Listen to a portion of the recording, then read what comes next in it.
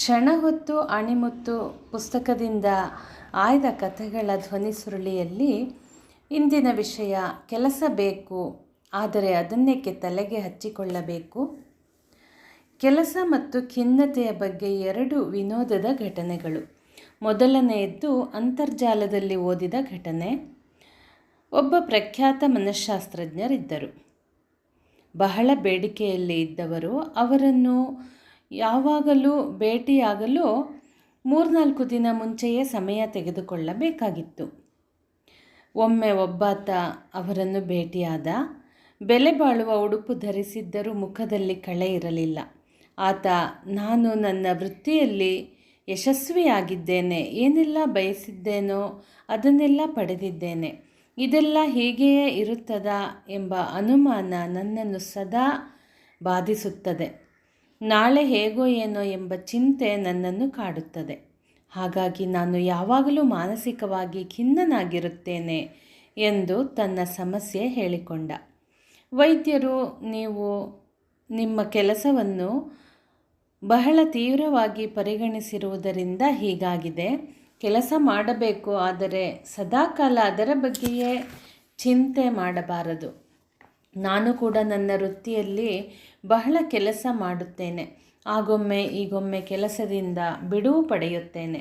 ಬೇರೆ ಚಟುವಟಿಕೆಗಳಲ್ಲಿ ನನ್ನನ್ನು ನಾನೇ ತೊಡಗಿಸಿಕೊಳ್ಳುತ್ತೇನೆ. ನನಗೆ ಕೆಲಸದ ಒತ್ತಡ ತುಂಬ ಹೆಚ್ಚಾದಾಗ ಸ್ವಲ್ಪ ಮನೋರಂಜನೆ ಪಡೆಯುತ್ತೇನೆ ಎಂದು ಹೇಳಿ ಆತನನ್ನು ನಿಧಾನವಾಗಿ ಕಿಟಕಿಯ ಬಳಿ ಕರೆದೊಯ್ದರು.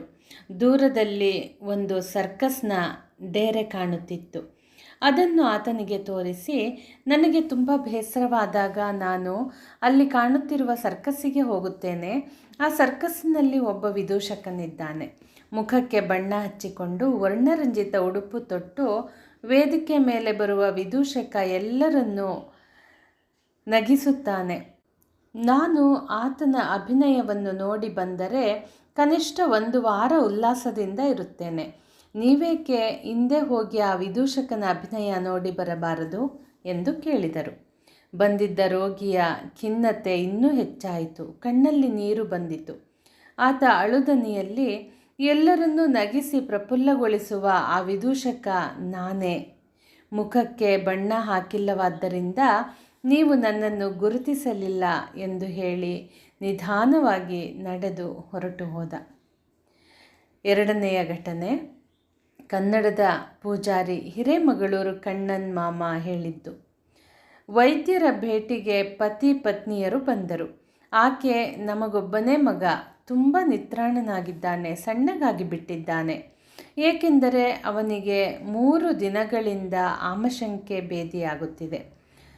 ನಮ್ಮ ಮನೆಯವರು ಅದನ್ನು ತಲೆಗೆ ತುಂಬ ಹಚ್ಚಿಕೊಂಡು ಬಿಟ್ಟಿದ್ದಾರೆ ಎಂದಾಗ ವೈದ್ಯರು, ಅದನ್ನು ನಿಮ್ಮ ಮನೆಯವರು ತಲೆಗೆ ಏಕೆ ಹಚ್ಚಿಕೊಂಡಿದ್ದಾರೆ, ಮೊದಲು ಹೋಗಿ ತೊಳೆದುಕೊಂಡು ಬನ್ನಿ ಎಂದರು.